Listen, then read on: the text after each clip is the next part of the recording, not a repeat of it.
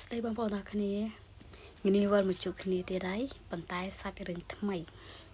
ថ្ងៃនេះខ្ញុំបានរឿងពីប្រិយមិត្តរបស់ខ្ញុំម្នាក់ដែលគាត់មានឈ្មោះវិរៈ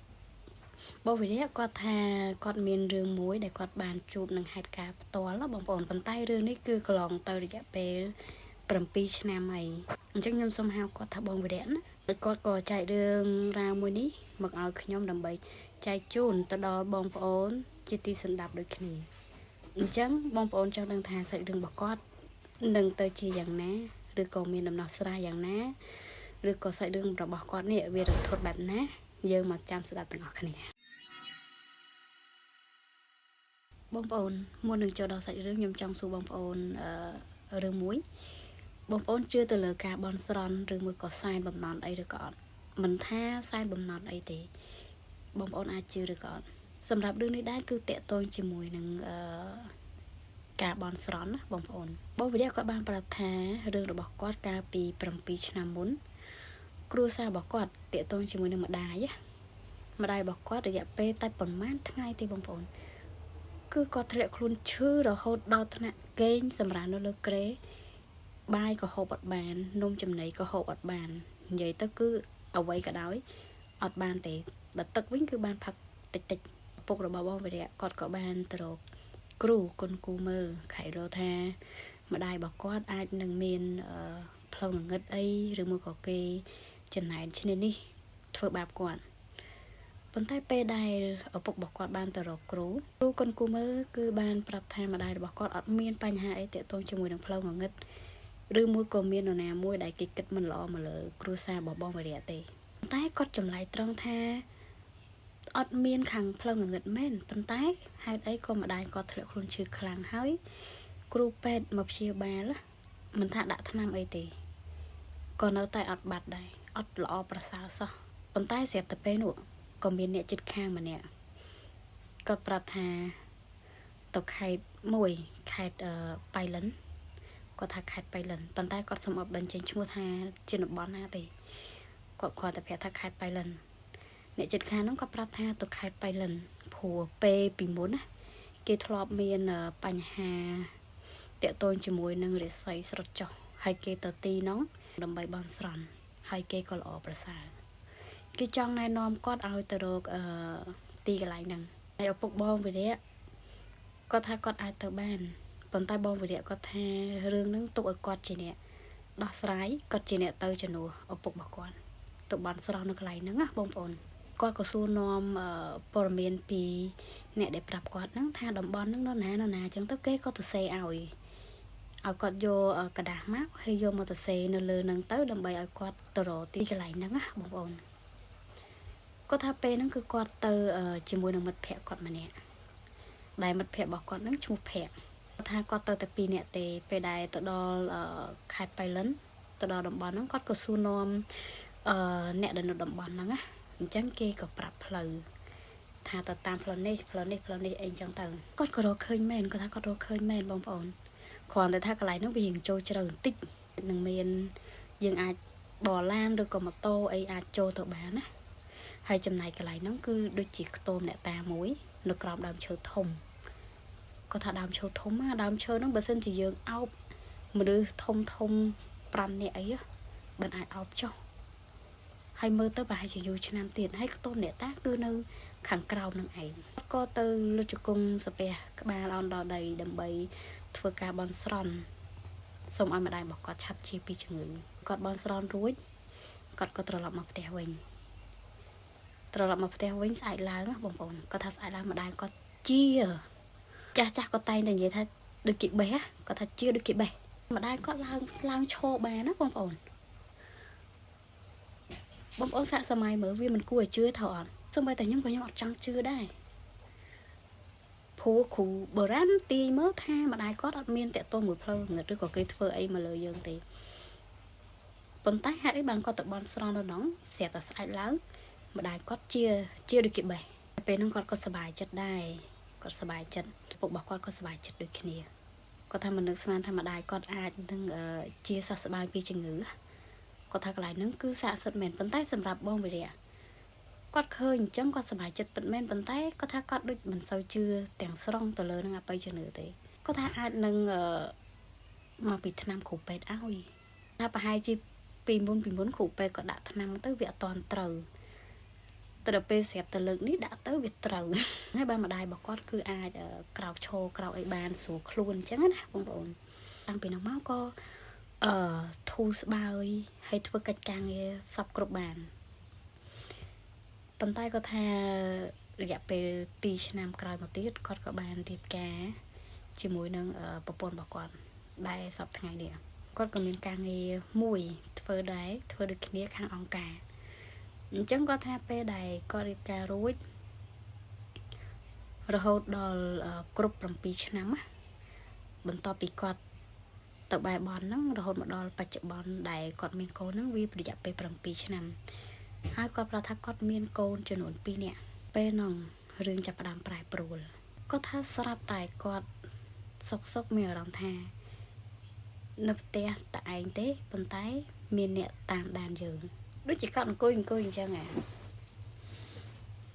តែគាត់មានអារម្មណ៍ថាមានគេកំពុងតែអង្គុយជាមួយគាត់ដែរឬមួយក៏គាត់ថាគាត់កំពុងតែងូតទឹកគាត់ថានៅម្ដុំផ្ទះគាត់គឺមានស្រះទឹកអញ្ចឹងគាត់ទៅងូតទឹកហ្នឹងកំពុងតែងូតហ្នឹងគឺមានសលេងគេមកប្រាប់យើងថាឲ្យយើងនឹងចុះទៅក្នុងទឹកជ្រៅទៅហើយជាមួយឲ្យជ្រៅហើយគាត់បញ្ជាក់ទៀតថាគាត់អត់ចេះហែលទឹកទេបងប្អូនគាត់អត់ចេះហែលទឹកទេតែគាត់មានអារម្មណ៍ថាគេមកប្រាប់អញ្ចឹងហើយគាត់ក៏ចុះទៅតាមគេមែនប៉ុន្តែដោយសារតែមិត្តភក្តិគាត់ឃើញហើយក៏មកទាញដៃគាត់តន់ហើយសួរឯងចង់ទៅណាហ្នឹងគាត់ក៏ភ្ញាក់ស្មារតីប៉ុន្តែគាត់អត់មាត់ប្រាប់មិត្តភក្តិគាត់ទេថាគាត់មានបញ្ហាអីឬក៏ឮសូរសលេងអីហើយក្រោយមកទៀតពេលគាត់កំពុងតែបើកបរគាត់បញ្ជាក់ថាក្រោយមកទៀត7ឆ្នាំហ្នឹងគាត់មានលុយទិញឡានបានមួយឡានហ្នឹងមិនជាថ្លៃហើយក៏មិនជាតាន់សម័យដែរមកល្មមជិះគាត់ថាគាត់ទិញបានមួយពេលគាត់កំពុងតែបើកបរនៅតាមផ្លូវអីហ្នឹងស្រាប់តែលឺសូរសលេងមនុស្សស្រីប្រាប់ថាឲ្យយើងនឹងបើកឡានទៅបុកដើមឈើហ្នឹងទៅគាត់បិះនឹងបើកទៅមែនបងប្អូនប៉ុន្តែគាត់ចេះតែភ្ញាក់ស្មារតីឡើងវិញហើយអាបញ្ហាដែលមានរឿងមួយរយៈហ្នឹងគាត់ក៏ពិភាក្សាជាមួយនឹងប្រពន្ធគាត់ហើយនឹងម្ដាយគាត់បញ្ជាក់ថាទោះបីជាគាត់រៀបការហើយមានកូនក៏ដោយប៉ុន្តែគាត់នៅផ្ទះជាមួយនឹងម្ដាយគាត់បងប្អូនអញ្ចឹងគាត់ក៏ពិភាក្សាជាមួយម្ដាយគាត់ជាមួយប្រពន្ធគាត់ពេលដែលម្ដាយហើយនឹងប្រពន្ធរបស់គាត់បានដឹងពីរឿងហ្នឹងបងប្អូនប្រពន្ធគាត់ក៏បានប្រាប់គាត់ឲ្យទៅរកគ្រូដើម្បីគន់គូមើលថាអាចនឹងមានរឿងបញ្ហាអីឬក៏អត់ឬមួយក៏ដោយសារតែកន្លែងការងាររបស់គាត់មានអ្នកគេលក្ខណៈថាផ្ចាញ់ផ្ចាលឬមួយក៏ចំណែនឈ្នេះនេះអីចឹងទៅគាត់ធ្វើតាមសម្ដីរបស់ម្ដាយហើយនឹងប្រពន្ធរបស់គាត់ក៏ទៅបានទៅរកគ្រូដើម្បីគន់គូមើលដែលគ្រូហ្នឹងគឺនៅផ្ទះក្បែរគាត់រំលងប្រហែលជា3 បន្ទះឯដែរទេទៅដល់គ្រូហ្នឹងគាត់ក៏បានប្រាប់ថាបរិយាហ្នឹងណាគាត់កំពុងតែជាប់មាត់ជាប់កជាមួយនឹងគេអញ្ចឹងឲ្យគាត់រនឹកមើលថាគាត់ជាប់មាត់ជាប់កជាមួយអ្នកណាឬក៏គាត់ធ្លាប់ទៅបែបបន់នៅកន្លែងណាអីចឹងណាឲ្យបរិយាហ្នឹងគាត់រនឹកមើលបរិយាគាត់រនឹកដំបងគាត់រនឹកអត់ឃើញហើយគាត់ថាគាត់អត់ដឹងថាគាត់ទៅជាប់មាត់ជាប់កឬមួយក៏ទៅបែបបន់អីជាមួយអ្នកណាទេអញ្ចឹងហើយគាត់ក៏ត្រឡប់មកផ្ទះវិញពេលដែលត្រឡប់មកដល់ផ្ទះគាត់ថាគាត់អង្គុយធ្វើការអីឬមួយក៏ធ្វើអីមួយក្នុងខួរក្បាលគាត់ចេះតែមានអារម្មណ៍ថាឆ្ងល់ហើយនឹងគិតច្រើនថាគាត់ធ្លាប់ជាប់មាត់ជាប់កនៅឯណាស្រាប់តែម្ដាយរបស់គាត់ក៏រំលឹកគាត់ថាចុះកូនកាលម៉ែឈឺអូកូនឯងថាកូនឯងទៅបន់នៅខេត្តបៃលិនពីនោះអូបើឯងអានេះខ្ញុំនិយាយឲ្យគាត់ស្ដាប់តិចគាត់ប្រាប់ខ្ញុំអញ្ចឹងម្ដាយរបស់គាត់និយាយអញ្ចឹងណាគាត់ថាទៅបន់ជំនួសពុកអញ្ចឹងឯងបានយកបំណន់ឬមួយក៏យករបស់ដែលយើងបន់ស្រន់អីហ្នឹងយកទៅសងគេឬក៏នៅស្រាប់តែបងវិរៈគាត់ភ្ញាក់ព្រឺតគាត់ថាគាត់ថាម៉ែខ្ញុំអត់ទាន់បានយករបស់អីយកទៅណានេះគេហៅលាមាត់លាកគាត់ថាម៉ែខ្ញុំអត់ទាន់បានទៅលាមាត់លាកទេដោយសារតែខ្ញុំគាត់ថាវាមិនមែនជាអបិយជំនឿភូមិឯងខំតបនហើយស្អែកឡើងដើរភ្លាមហើយណាមួយគ្រូពេទ្យមើលឡើងមកទឹកអីហ្នឹងអញ្ចឹងខ្ញុំអត់ជឿថាខ្ញុំបន់ស្រន់ហ្នឹងវាអាចនឹងតាក់ទងនឹងបញ្ហាហ្នឹងទេ ម្ដាយក៏ថាកូនឯងអត់ត្រូវគិតអញ្ចឹងទេថាផ្លូវងងឹតឬក៏យើងធ្វើអីក៏ដោយមិនថាមនុស្សនៅក្នុងកលៈទេសៈមួយណាឬក៏ក្នុងពេលមួយណាទេកូននិយាយអីសន្យាអីជាមួយនឹងគេកូនត្រូវតែធ្វើទោះបីជារឿងនឹងពិតឬក៏មិនពិតក៏ដោយយើងត្រូវគោរពពាក្យសន្យារបស់យើងក្នុងនាមយើងជាមនុស្សប្រុសម្នាក់ពេលប្រពន្ធគាត់លឺអញ្ចឹងក៏គាត់ណែនាំបន្ថែមណាគាត់ថាបងឯងការនឹងទៅបានស្រន់អីបងឯងទៅលាមាត់លាកទៅកុំទុកអញ្ចឹងព្រោះខ្ញុំក៏ឃើញដែរថាបងឯងមករយៈនឹងប្លែកអញ្ចឹងគាត់ក៏អាតាមហ្នឹងហើយគាត់ក៏ខលទៅខាងអ្នកគ្រប់គ្រងកន្លែងធ្វើការរបស់គាត់ហ្នឹងថាគាត់សុំសម្រាក2ថ្ងៃអ្នកគ្រប់គ្រងរបស់គាត់ក៏អនុញ្ញាតហើយក៏បានសួរនាំគាត់ដែរថាឈប់សម្រាកហ្នឹងមូលហេតុអីគេដោយសារតែគាត់ថាគាត់ជាបុគ្គលិកដែលល្អលក្ខណៈគេហៅឆ្នើមបុគ្គលិកឆ្នើមទៅមេក៏គាត់អត់មកកយដែរអនុញ្ញាតឲ្យគាត់អាចឡើងខ្ទង់ពេលប្រឡប់ខ្ទង់ម៉ោង5ព្រឹកគាត់ថាគាត់បានទៅខេត្តប៉ៃលិនម្ដងទៀតទៅតំបន់ហ្នឹងប៉ុន្តែគាត់ទៅលើកនេះគឺទៅជាមួយនឹងមិត្តភ័ក្តិ2នាក់ភ័ក្តិនៅក្នុងភូមិឯងបងប្អូនមិត្តភ័ក្តិក្នុងភូមិប៉ុន្តែមានមិត្តភ័ក្តិម្នាក់ដែលគាត់ធ្វើការងារជាមួយគាត់ប្រាប់បញ្ហាហ្នឹងទៅក៏មិត្តភ័ក្តិហ្នឹងក៏យល់ព្រមជូនគាត់ទៅដូចគ្នាហើយសុំច្បាប់អញ្ចឹងដូចគ្នាម៉ោង5ឡើងគាត់ក៏ទៅយកមិត្តភ័ក្តិគាត់ទាំង2នាក់ហើយមិត្តភ័ក្តិគាត់ទាំង2នាក់ហ្នឹងគឺផ្ទះនៅក្បែរគ្នាទេបងប្អូនផ្ទះប្រហែលជាចម្ងាយ5-6ផ្ទះពីគ្នា5-6ផ្ទះពីគ្នាអញ្ចឹងណាប៉ុន្តែជិះឡានគាត់អញ្ចឹងគាត់ទៅយកមិត្តភ័ក្តិគាត់ម៉ោង5ព្រឹកហ្នឹងគាត់រៀបចំខ្លួនហើយគាត់ក៏ទៅយកមិត្តភ័ក្តិគាត់ដើម្បីទៅជាមួយគ្នាហើយខ្ញុំសូមបញ្ជាក់បន្តិចតែគាត់រស់នៅហ្នឹងគឺនៅជាប់ខេត្តប៉ៃលិនហ្នឹងទេអញ្ចឹងគាត់ថាគាត់ប្រើពេលអត់យូរទេតែប្រហែលម៉ោងគឺដល់ខេត្តប៉ៃលិនហ្នឹងហើយប៉ុន្តែគាត់ចងចាំទីកន្លែងដែលគាត់ទៅហ្នឹងគឺអត់ភ្លេចទេបងប្អូនគាត់ថាគាត់អត់ភ្លេចទេគាត់ថាដូចជាមានសារអីដាស់តឿនប្រាប់គាត់អញ្ចឹងថាកន្លែងហ្នឹងឯងគឺជាកន្លែងដែលគាត់ត្រូវទៅកាល7ឆ្នាំមុនណាគាត់ក៏បានទីកន្លែងហ្នឹងតែគាត់ទៅដល់ទីកន្លែងហ្នឹងគាត់ថាដូចរៀងប្លែកបន្តិចវាអត់សូវដូចមុនគាត់ក៏បានសួរនាំអ្នកស្រុកអ្នកភូមិនៅក្នុងក្បែរហ្នឹងណាគាត់ថាវារៀងដូចជនបទដែរទេនៅតំបន់ហ្នឹងអញ្ចឹងពេលដែលគាត់ចូលទៅដល់កន្លែងហ្នឹងគាត់ក៏សួរអ្នកស្រុកអ្នកភូមិបន្ថែមទៅគេក៏ប្រាប់ប៉ុន្តែគេថានៅតំបន់ហ្នឹងឥឡូវលែងសូវមានមនុស្សចូលទៅបន់ស្រង់ដូចមុនហើយផ្លូវក៏វារៀងពិបាកតិចតួចអញ្ចឹងគាត់ថាកុំឲ្យវាពិបាកញ៉ៃច្រើនគាត់ក៏សុំពឹងអ្នកស្រុកអ្នកភូមិម្នាក់ដើម្បីជូនគាត់ទៅកន្លែងហ្នឹងណាបងប្អូនហើយចាំគាត់ជូនសុគន្ធអញ្ចឹងអ្នកស្រុកម្នាក់ហ្នឹងគាត់ក៏ព្រមហើយអ្នកស្រុកហ្នឹងគាត់ក៏បានហៅកូនរបស់គាត់មួយទៅជាមួយគ្នាកូនរបស់គាត់ហ្នឹងប្រហែលជាខ្ទង់អាយុ14ឬក៏13ឆ្នាំទេពេលដែលពួកគាត់ទៅដល់ហ្នឹងវាផ្លូវវារៀងខុសពីមុនតិចតួចវារៀងព្រៃក្រាស់រៀងច្រើនជាងមុនសូម្បីតែផ្លូវក៏ចឹងដែរផ្លូវវាដូចជារញ៉េរញ៉ៃវាអត់ដូចពីមុនទេពីមុនគាត់ថាផ្លូវជិះទៅលំភ្លឹងឥឡូវអត់ទេដើរចូលបញ្ចុះទៅដល់កន្លែងហ្នឹងគាត់ថាកន្លែងខ្ទមអ្នកតាហ្នឹងមើលទៅទ្រុឌទ្រោមជាងមុនមានសបុកពេញពីងមានធូលីមានអីច្រើនហើយក្បឿងប្រក់ក្បឿងហ្នឹងក៏បាក់បែកអញ្ចឹងទៅហើយអត់សូវឃើញមានសំណែនច្រើនទេបើការគាត់ទៅបែបបនហ្នឹងគឺសំណែនច្រើនមែនតើពូដែលជូនគាត់ទៅហ្នឹងគឺនៅចាំនៅកន្លែងផ្លូវ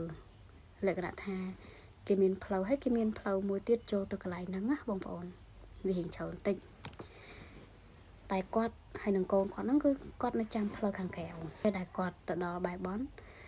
គាត់ថាគាត់មានក្បាលជ្រូកមានមាន់ស្ងោរមានផ្លែឈើមានទឹកមានទឹកក្រូចអីអញ្ចឹងណាបងប្អូនហើយនឹងធូបគាត់យកទៅមកចប់ហើយ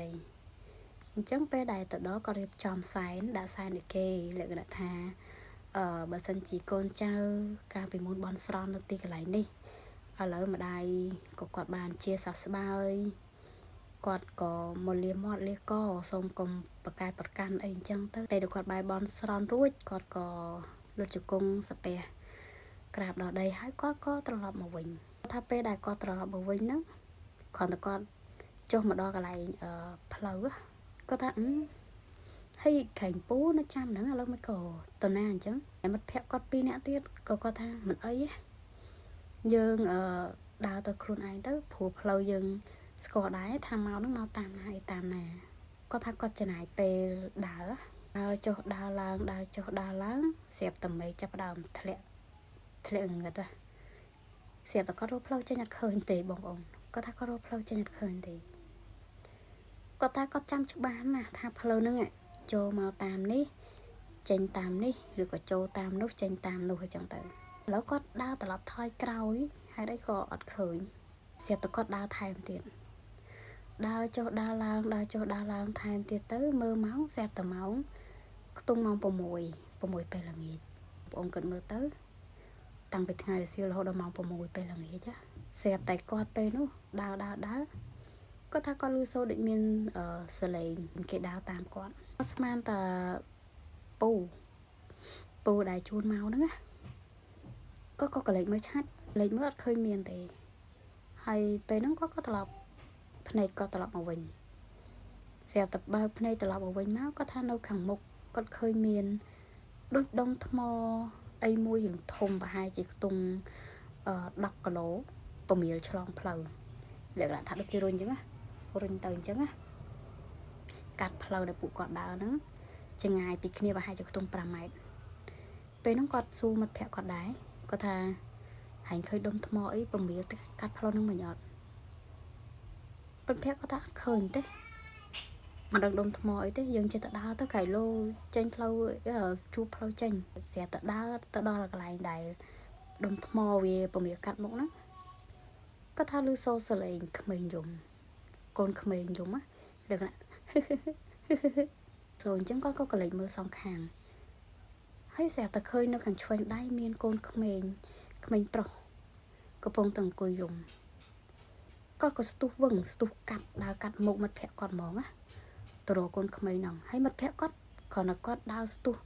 កាត់មុខគាត់2-3ចាហៀនគាត់ក៏រត់ទៅចាប់ដៃហើយសួរឯងចង់ទៅណាគាត់ថាចាស់ឯងមិនឃើញក្មេងកំពុងតែយំហ៎មិនអីជួយគ្នាត្រឡប់ទៅផ្ទះវិញទាំងអស់គ្នាភក្តិគាត់ក៏កលេចមើលកន្លែងដែលគាត់ចង្អុលហ្នឹងទៅថាមានក្មេងមកពីណាឯងស្វាំងភ្នែកទេដល់ពេលគាត់ក៏កលេចមើលម្ដងទៀតអត់ឃើញមែនហើយគាត់ក៏កលេចភ្នែករេមើលខេងខាងអីអញ្ចឹងណាមើលឆ្វេងមើលស្ដាំអីអញ្ចឹងទៅហើយអត់ឃើញទេគាត់ក៏គិតក្នុងចិត្តថាមិញគាត់ឃើញច្បាស់ណាស់អញ្ចឹងគាត់ក៏នាំគ្នាដើរត្រឡប់មកវិញទាំងអស់គ្នាទៅស្រាប់តែដើរបានមួយសន្ទុះក៏ឃើញពូដែលចាំផ្លូវហ្នឹង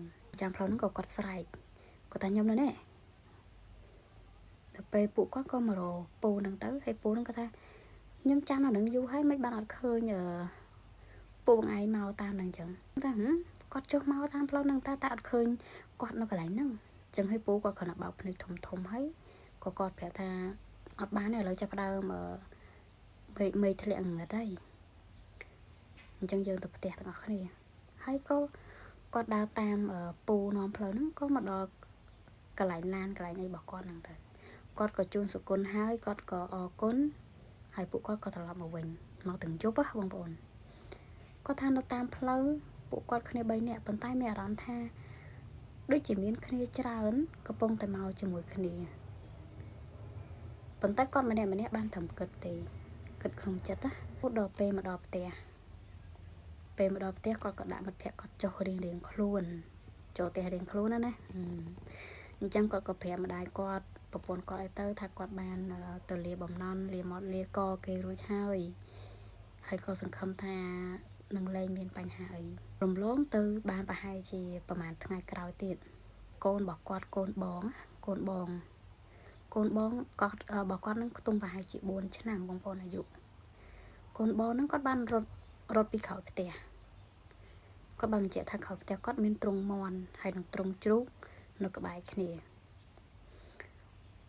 កូនគាត់ប្រាប់រត់មកហើយប្រាប់គាត់ថាគាត់បានឃើញមនុស្សចម្លែកម្នាក់អត់មានខោអាវទេមានតែខោហើយខោមើលទៅលក្ខណៈថាដាច់រយៈរយៃអីអញ្ចឹងណាហើយសក់ក្បាលវិញនឹងដាំងហើយពុកមាត់សមមអីចឹងទៅគាត់ថាខ្លាចហើយពូនឹងស្រឡឹងមើលអូនគាត់ក៏ស្ទុះទៅមើលចង់ដឹងថាមានឬក៏អត់ស្រាប់តែគាត់ទៅមើលទៅអត់ឃើញមានទេអត់ឃើញមានអញ្ចឹងគាត់ក៏ប្រាប់កូនគាត់ទៅថាអីខៃឡូពូគាត់មកដេកលេងមកផ្លែតឥឡូវគាត់ទៅវិញបាត់ហើយគាត់ឯងកុំខ្លាច ហើយគាត់ក៏ពោកូនគាត់ត្រឡប់មកវិញមកផ្ទះវិញចឹងទៅរំលងបានប្រហែលជាប្រហែលថ្ងៃក្រោយកន្លែងអង្គការរបស់គាត់ធ្វើការហ្នឹងគេមានបេសកកម្មមួយដើម្បីចុះតាមខេត្តអត់ឆ្ងាយទេបងប្អូនគាត់ថាខេត្តនៅជាប់ខេត្តរបស់គាត់ហ្នឹងដែរទេប៉ុន្តែតម្រូវឲ្យពួកគាត់ទៅមានគាត់មានមិត្តភ័ក្តិគាត់ដែលធ្វើការជាមួយគ្នាទៅបន់ស្រន់ជាមួយគ្នាហ្នឹងទៅជាមួយហើយនឹងមានមិត្តភ័ក្តិម្នាក់ទៀតកន្លែងធ្វើការដូចគ្នាអញ្ចឹងគាត់ក៏ទៅបំពេញបេសកកម្មចំនួនមួយអាទិត្យគាត់ក៏ប្រាប់ម្ដាយប្រាប់ប្រពន្ធរបស់គាត់ថាគាត់នឹងតំណងទៅដំបងអត់អីទេយប់ឡើងអីសម្រាប់ល្អកេងអីក៏អត់មានបញ្ហាអីប៉ុន្តែស្អែកឡើងពេលល្ងាចគាត់បានយកសម្រាប់យកទៅបោះចោលសម្រាប់ដែលគាត់ប្រើប្រាស់ហ្នឹងណាគាត់ថាគាត់យកទៅបោះចោលនៅធុងសម្រាមនៅកន្លែងផ្លូវចូលហ្នឹងគេមានធុងសម្រាមគេនៅក្នុងបរិវេណកន្លែងដែលគាត់ធ្វើការប៉ុន្តែគាត់ឃើញមិត្តភ័ក្តិរបស់គាត់គេងលេងនៅក្នុងឡានគាត់ក៏បានដើរទៅរកឡានរបស់គាត់ណាដើរទៅរកឡានទៅហើយគាត់ក៏ស្រែកបដើប៉ុន្តែស្រែកសលេងខ្លាំងណាល្មមតែអ្នកនៅក្នុងឡាននេះអាចលឺល្វើយហើយគាត់ស្រែកហើយឯងមកដេកអីនៅនឹងអញ្ចឹងស៊ីបាយស៊ីទឹកនៅគាត់និយាយអញ្ចឹងណាតែអ្នកក្នុងឡានហ្នឹងគឺអត់ឆ្លើយតបជាមួយនឹងគាត់ទេគាត់ក៏ដើរទៅមុខចិត្តដល់ឡានមែនតើស្រាប់តែមិត្តភ័ក្តិគាត់ដែលថាខឹងក្នុងឡានហ្នឹងណាបាយជានៅខាងក្រោយគាត់នៅខាងក្រោយឲ្យសួរហើយចង់ទៅណាគាត់ក៏ភ្ញាក់ព្រឹតស្លឹងងាកមកក្រោយគាត់ថាហើយមិនបានហើយមកនៅក្រោយនេះវិញគាត់ក៏ស្លឹងទៅមើលក្នុងឡានម្ដងទៀតស្រាប់តែក្នុងឡានអត់ឃើញមានមនុស្សទេមិត្តភ័ក្តិគាត់ក៏សួរបញ្ជាក់ម្ដងទៀតថាហើយចង់ទៅណាគាត់ក៏ថាអញមានចង់ទៅណាអញគ្រាន់តែមកមើលឡានលេងលើកណាថាគាត់និយាយប្រឡប់បងប្អូនគាត់ថាគាត់ប្រឡប់អញ្ចឹងហើយគាត់ក៏អូខេដើរមកកន្លែងសម្រាប់ធម្មតាវិញប៉ុន្តែស្រាប់តែខ្ទង់ម៉ោងប្រហែលជា8ពេលល្ងាច8យប់ហ្នឹងប្រពន្ធរបស់គាត់ក៏បានខលមកគាត់ឆ្ងល់ដែរគាត់ថាមិនបងប្រពន្ធគាត់ខលមកទាំងយប់ចឹងស្រាប់តែគាត់លើទូរស័ព្ទទៅប្រពន្ធគាត់ប្រាប់ថាអូនក្តៅខ្លួន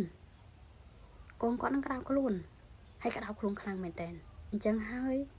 គាត់ក៏សម្រេចចិត្តថាគាត់ត្រឡប់ទៅផ្ទះគ្រូឪពុកម្ដាយគាត់អីចាស់អស់ហើយប្រពន្ធគាត់តែឯងមើលកូនទាំងពីរនាក់ឈឺទាំងពីរនាក់វាមិនងាយទេគាត់ក៏សម្រេចចិត្តថាគាត់សុខចិត្តបោះបង់អាកាច់ការងារដែលខាងអង្គការឲ្យហ្នឹងទោះបីជាខាងអង្គការគេឲ្យថវិកាមកច្រើនក៏ដោយក៏គាត់សុខចិត្តបោះបង់ដែរគាត់សុខចិត្តខលទៅអ្នកគ្រប់គ្រងគាត់ទាំងយប់ពីបញ្ហារបស់គាត់អ្នកគ្រប់គ្រងគេក៏លក្ខណៈថាគេយល់ក៏គេអនុញ្ញាតពេលហ្នឹងមិត្តភ័ក្តិគាត់ម្នាក់មកតាមជាមួយតែខ្ញុំមិនដឹងថាមូលហេតុអីបានមិត្តភ័ក្តិគាត់ត្រឡប់មកជាមួយគ្នាដោយសារតែគាត់អត់បញ្ជាក់ឯណាបងប្អូនទៅដល់ផ្ទះគាត់ជូនមិត្តភ័ក្តិគាត់នឹងដាក់ផ្ទះទៀតពេលដែលមិត្តភ័ក្តិគាត់ដើរចូលដល់ក្នុងផ្ទះរបស់គេគាត់ក៏បើកឡានគាត់ត្រឡប់មកផ្ទះវិញពេលដែលត្រឡប់មកដល់ផ្ទះវិញមុននឹងគាត់ដល់ផ្ទះហ្នឹងណាគាត់ថាគាត់ក៏លេចមើលផ្ទះសិនគាត់ថាឃើញមានមនុស្សច្រើនប្រហែលជាខ្ទង់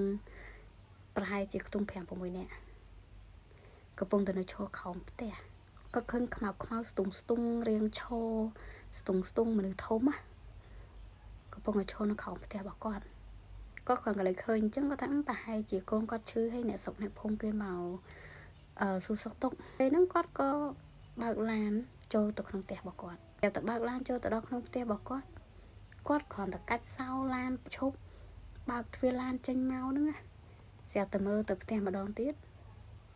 បាត់មនុស្សអស់លេងគាត់ក៏ឆ្ងល់គាត់ថាហើយជប់មនុស្សដែលនៅក្រោមផ្ទះ5-6នាក់ដែលឃើញហ្នឹងតើណាបាត់អស់ហើយពេលហ្នឹងគាត់ក៏មើលម៉ោងនាឡិកាដៃគាត់ថាអូម៉ោង11ហ្នឹងណាពេលហ្នឹងគាត់ក៏អត់មកកដែរគាត់គ្រាន់តែស្រែកហៅប្រពន្ធគាត់ណាគាត់ថាអូនណាកូនគេអស់នៅគាត់ក៏សួរអញ្ចឹងណាអត់លឺសួរប្រពន្ធគាត់អីឆ្លើយទេគាត់ក៏សម្រេចចិត្តឡើងទៅលើផ្ទះហើយបើកទ្វារពេលដែលគាត់បើកទ្វារទៅស្រាប់តែឃើញមានក្មេងស្រីម្នាក់ប្រហែលជាខ្ទង់អាយុ14ឆ្នាំប៉ុន្តែគាត់អត់ចម្លែកចិត្តទេបងប្អូនដោយសារតែគាត់ស្គាល់ក្មេងហ្នឹងព្រោះក្មេងហ្នឹងផ្ទះនៅមុខផ្ទះជាប់គ្នាហ្នឹងទេគាត់ក៏សួរថាមិនបានឯងនៅហ្នឹងអញ្ចឹង ក្មេងស្រីហ្នឹងគាត់ប្រាប់ថាអីគាត់រ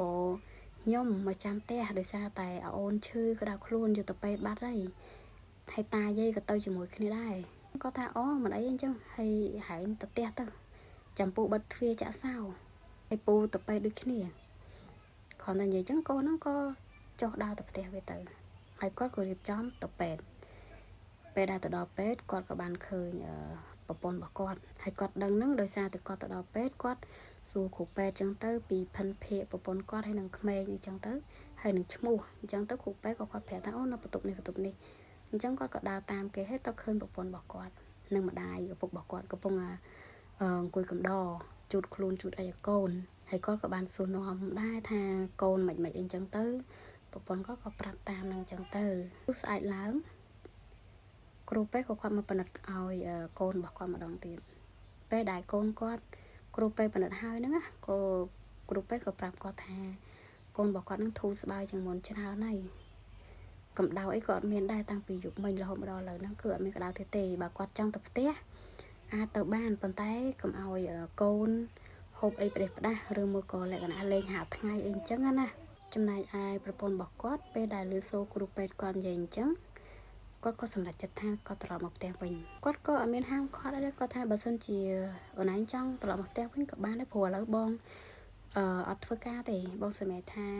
បេសកកម្មហ្នឹងគឺបងអត់បំពេញទេបងសុំមេត្រឡប់មកផ្ទះវិញអញ្ចឹងបងអាចនៅជួយមើលអូនឯងបានពួកគាត់ក៏បានរៀបចំឲ្យបានត្រឡប់មកផ្ទះវិញទាំងអស់គ្នាពេលដែលមកដល់ផ្ទះទាំងអស់គ្នាគាត់ថាកូនគាត់ជាដូចបេះវារត់លេងធម្មតាដូចអត់មានរឿងអីគាត់ក៏អត់ខ្វល់ទៀតណាគាត់ថាគាត់អត់ខ្វល់ទេហើយត្រូវមេឃថ្ងៃហ្នឹងគឺរៀងស្ទុំទៀតមេឃអត់បើកថ្ងៃទេវាដូចចង់រកភ្លៀងណាកូនរបស់គាត់លេងស្រាប់តែអាមួយបងហ្នឹងវារត់មកទៀតណាវារត់មកប្រាប់គាត់ទៀតហើយគាត់ថាគាត់ឃើញពូមួយហ្នឹងទៀតហើយពូដែលឃើញមុនហ្នឹងណាគាត់ក៏មានអារម្មណ៍ថាគាត់ទៅមើលម្ដងទៀតឲ្យតន់ណាបងពេលដែលទៅដល់គឺអត់ឃើញទៀតចឹងទៅគាត់ក៏បានត្រឹមតែមកលួងកូនទៀតថាមិនអីទេកូនតាំងពីគាត់ឃើញលើកទី2ហ្នឹងមកគាត់ថាកូនគាត់គឺចាប់ផ្ដើមក្តៅខ្លួនទៀតតែអត់តន់ក្តៅខ្លាំងទេមកល្មមចឹងណាប្រពន្ធគាត់ក៏ជូតខ្លួនជូតអីឲ្យថ្នាំឲ្យអីលេបពេលល្ងាចឡើងខ្ទង់ម៉ោង6គាត់ថាគាត់នៅកន្លែងតែជោគស្មៅតិចតួចនៅក្បែរពាងទឹកក្រោយផ្ទះប្រពន្ធរបស់គាត់កំពុងដាំស្លបដើឈៀងមើលកូនបដើហើយកូនគាត់ពេលហ្នឹងគឺកំពុងកេងអញ្ចឹងស្រាប់តែប្រពន្ធរបស់គាត់ដើរមកប្រាប់គាត់ថាគាត់ទៅផ្ទះអ៊ីចិត្តខាងបន្តិចសុំរមៀតស្លឹកគ្រៃអញ្ចឹងគាត់ថាទៅហើយមកយ៉ាងលឿនតិចមកហើយប្រពន្ធគាត់ប្រាប់ថាបងឯងជួយមើលកូនផងកូនកំពុងកេងលើលឹងរឹងកូនបងកេងក្រោមកូនប្អូនកេងលឹងរឹងគាត់ថាអត់អីទេណៃទៅអញ្ចឹងប្រពន្ធគាត់ក៏ទៅអត់តាន់បាន5នាទីណាបងប្អូនប្រាប់តែភ្លើងដែលកំពុងតែប្រើហ្នឹងដាច់មិនដាច់តែផ្ទះគាត់ទេណាបងប្អូនគេហៅតែភ្លើងក្នុងភូមិភ្លើងក្នុងភូមិដាច់ទៅគាត់ក៏បញ្ញាមករកទៀនឬក៏រកអីមួយដើម្បីបំភ្លឺកុំឲ្យវាល្ងិតផ្ទះហើយគាត់ថាឪពុកម្ដាយរបស់គាត់ពេលហ្នឹងអត់នៅផ្ទះទេលក្ខណៈថាគាត់ទៅអ្នកទៅផ្ទះអ្នកជិតខាងណាគាត់ក៏រកបានទៀនមួយដើមយកមកដុតពេលដែលដុតរួចរាល់ស្រាប់តែគាត់ឃើញប្រពន្ធរបស់គាត់អង្គុយបែរខ្នងយកកូនយឺតណាលក្ខណៈយកចេះ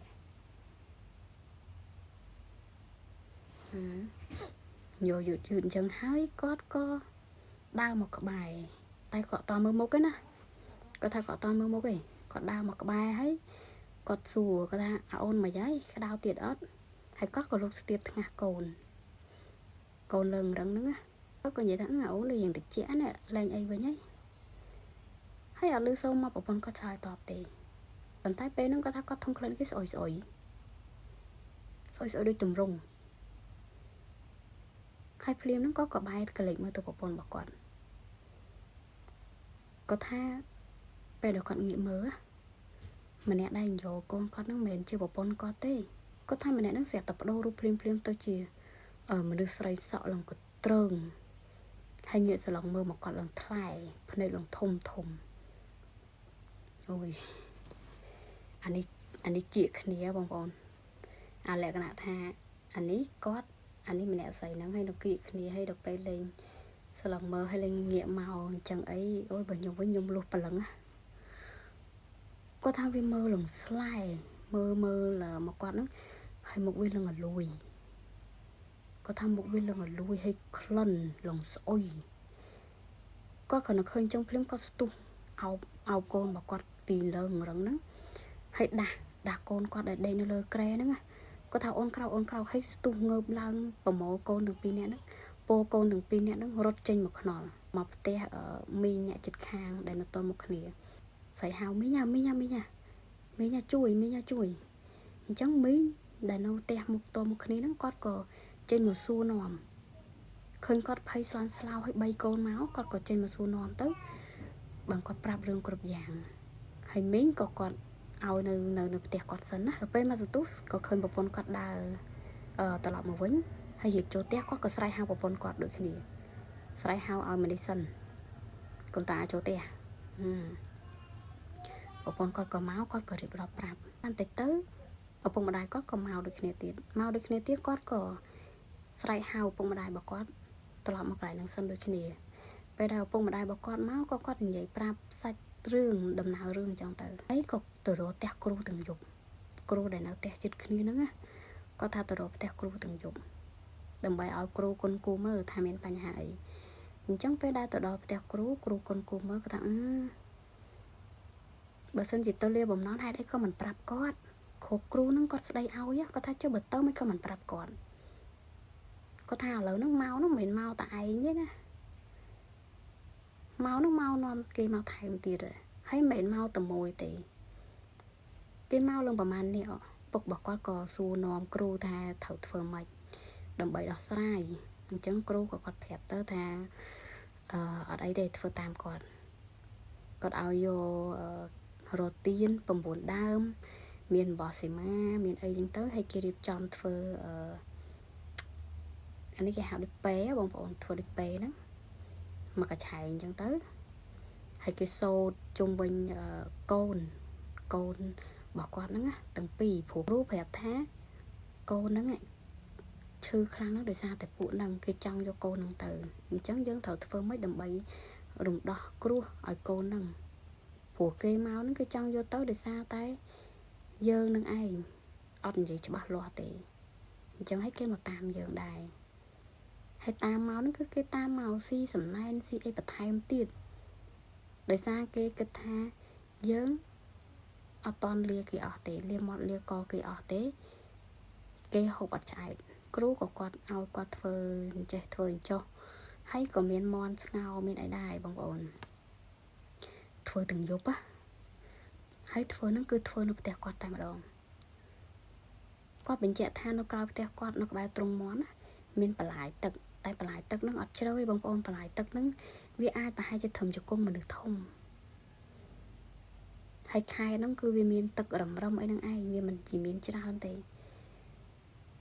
អញ្ចឹងធ្វើនៅផ្ទះគាត់ទាំងយប់ពេលដែលគ្រូគាត់ធ្វើទាំងយប់ហ្នឹងគាត់ធ្វើរួចរាល់ហើយក៏គាត់ឲ្យពេហ្នឹងមកឲ្យគាត់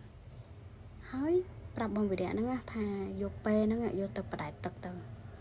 ពេលដែលយកទៅបដែតទឹកត្រូវនិយាយថាខ្ញុំយកចំណីអាហារយកមកឲ្យហើយ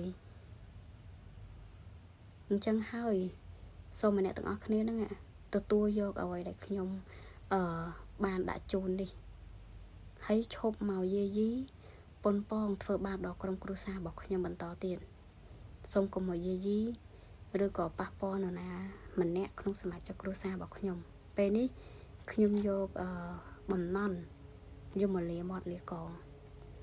ហើយបដែតតាមទឹកទៅពេលដែលត្រឡប់មកផ្ទះវិញកុំកលេចមើលអីអសោះកុំកលេចមើលក្រោយទោះបីជាលឺសូរសលេងអីក៏ដោយគឺយើងត្រូវតែដើរមកផ្ទះមកបានហើយគាត់ក៏ធ្វើតាមពេលដែលធ្វើតាមគាត់ដើរត្រឡប់មកវិញគាត់ថាលឺសូរសលេងលក្ខណៈថាដូចមើលមាត់មនុស្សកំពុងហូបចំណីលក្ខណៈលឺសូរអញ្ចឹងដូចឃ្លានខ្លាំងអញ្ចឹង ប៉ុន្តែគាត់អត់ហ៊ានងាកមើលបងប្អូនគាត់ថាគាត់អត់ហ៊ានងាកមើលទេគាត់ព្យាយាមដើរត្រឡប់មកផ្ទះវិញតាំងស្មារតីដើរត្រឡប់មកផ្ទះវិញហើយចាប់ពីស្អែកទៅកូនរបស់គាត់ក៏ធូរស្បើយលែងមានបញ្ហាអីសូម្បីតែគាត់ក៏អត់ដែលមានបញ្ហាអីទៀតដែរបងប្អូនរំលងពីនឹងទៅរហូតមកដល់បច្ចុប្បន្ននេះគាត់ថាក្រុមគ្រួសារគាត់រស់ដោយសុខសាន្តហើយនឹងមានសុភមង្គលឪពុកម្ដាយរបស់គាត់អីក៏នៅកម្លាំងខ្លាំងដែរបច្ចុប្បន្នហ្នឹងណាបងប្អូនអត់មានបញ្ហាអីទេហើយគាត់ក៏ផ្ដាំប្រាប់បងប្អូនទាំងអស់គ្នាមានរឿងអីក៏ដោយកុំប្រមាថគេជឿមិនជឿកុំប្រមាថគេកុំទៅនិយាយបន់ស្រន់ជាមួយនឹងគេផ្ដេសផ្ដាស់ជាពិសេសខាងពពុះផ្លូវងងឹតពេលខ្លះគឺអាចនឹងគេយកជាការអ្នកខ្លះមិនកន្លែងហ្នឹងគេយកជាការទេប៉ុន្តែអ្នកផ្សេងលើសូឲ្យគេចាប់ឱកាសយកអញ្ចឹងអាចនឹងមានរឿងដូចគាត់អញ្ចឹងហ่ะអញ្ចឹងរឿងរបស់បងវិរៈគឺមានតែប៉ុណ្្នឹងឯងបងប្អូនហើយខ្ញុំក៏សង្ឃឹមថាបងប្អូនស្ដាប់ទៅអាចនឹងមានអារម្មណ៍ធូរស្បើយម្យ៉ាងពីការងារឬមួយក៏stress រឿងអីមួយអញ្ចឹងណាបងប្អូនអាចពិចារណាឬមួយក៏អាចបញ្ចេញមតិយោបល់បាននៅក្នុងវីដេអូរបស់ខ្ញុំចំពោះរឿងរបស់គាត់មួយនេះហើយខ្ញុំក៏សង្ឃឹមថាបងប្អូននឹងពេញចិត្តនឹងជួយ Subscribe មកកាន់ Channel របស់ខ្ញុំបន្តទៀតដើម្បីខ្ញុំមានកម្លាំងចិត្តក្នុងការនិទានរឿងជូនទៅដល់បងប្អូនស្ដាប់ជាបន្តទៀតអរគុណជំរាបលាបាយបាយ